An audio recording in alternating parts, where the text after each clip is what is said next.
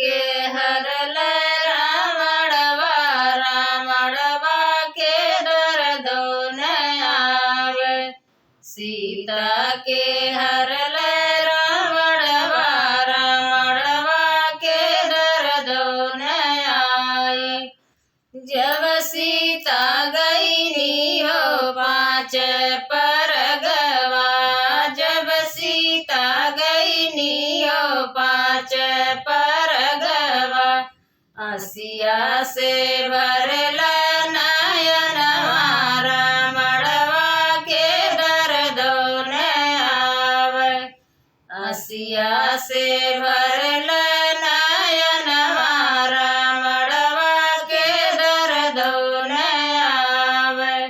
सीता के हरल रावणवा रावणवा के दर्दो न आवे।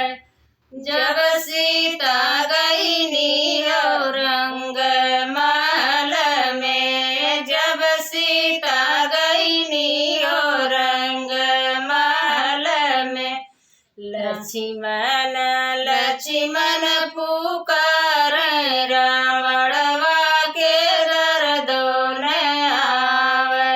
लक्ष्मण लक्ष्मण पुकार रावणवा के दर्दो न आवे।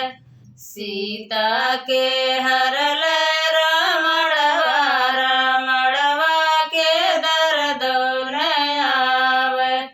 जब सीता गई अशोक वाटिका में, जब सीता गई अशोक वाटिका में, राम ही राम पुकार रावणवा के दर्दो न आवे।